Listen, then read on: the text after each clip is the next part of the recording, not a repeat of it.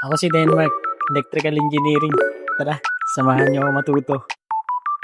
Dito nga ipinakita ko na natapos na ako sa aking wash motor. Dahil isusunod naman natin itong dryer motor. Binilangan ko na kung ilang wires bawat turns para naman sa ating susunod na materyales. Kitang-kita nyo naman ang aking prof dyan, no? Na sobrang veterano. Meron din yung YouTube na pwede nyo panoorin para matuto rin kayo. Kita nyo naman dito sa video na to, no? Napaka-pogi ng mga tropa at classmate natin. Sama nating matuto. Napatuloy na nagsusumikap at pumapalag para makapagtapos tayo. Ito nga sumunod na araw. Dito nga ay gumagawa kami ng 3-gun switch na dinagdagan ng isang main switch.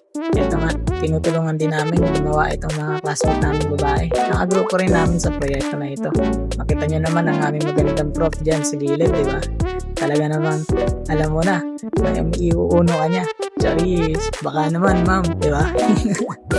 Pero dito, nakikita nyo na patapos na rin kami at kailangan na rin namin itong testing. Dito nga, pinakita na namin itong gawa namin na may isang main switch at may tatlong switch na nagpapagana sa tatlong ilaw. Dito na nga, sa susunod na araw, kasama ko naman ang aking prop ng senior high. Talagang veterano din to pagdating sa paggawa ng mga electronics. Kung gusto niyo magpagawa, sa kanya na. Dito nga ay gumagawa kami ng CCTV. Talagang pulido. Ito rin kami. Tinitignan at chine-check kung tama ba talaga ang connection ng aming mga camera. At ito nga, natapos na rin. Dito nga, itinuloy ko na ang pag-ayos ko ng ating dryer. Tinignan ko kung tama ba talaga ang pagkakahinang ko sa bawat wire. At tinignan ko na rin kung ang tama ba ang amperahe nito. Para pag kinabit ko, ay walang depekto. Ayan.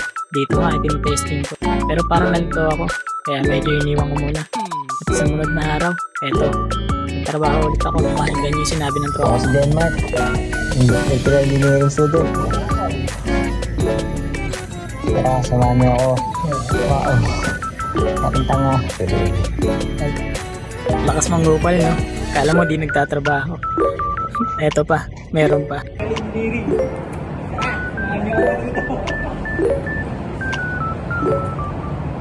Kaya samahan niyo ako, sa araw na to.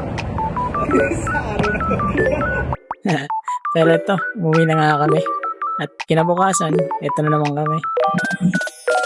Napaka-J1 star. Iwan dyan. Yung star na yarn.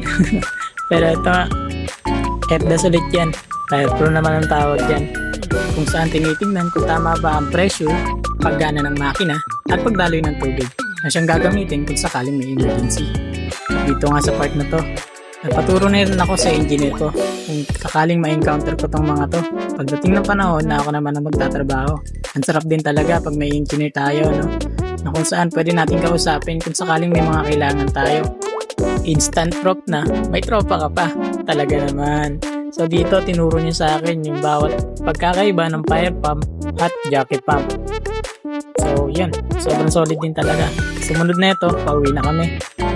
At tinuloy ko na nga itong project na binigay sa atin ng tropa natin. Kung saan ako agad ang unang niya naisip nung nakita niya agad itong project na to. Ito ay tinatawag na splicing joints na kung saan papakita mo kung ano ang bawat style ng pag-i-splice. Sumunod na araw, ito tayo, nasa eskwelahan. Araw tayo na maigi. Alam mo na yan, dapat lang pumapalag araw-araw. Ito nga, meron pa tayong classmate na nag-report. Kahit anong mangyari, abutin mo ang pangarap mo katulad ng pag-abot mo sa Tagay. So ito, final na namin to. Final project na namin sa isang prop namin. At dyan na namin nilagay ang 3-gun. So dito natatapos ang ating vlog na nag-iiwan ng katagang nagsasabing palaggang palagi. See you on another vlog.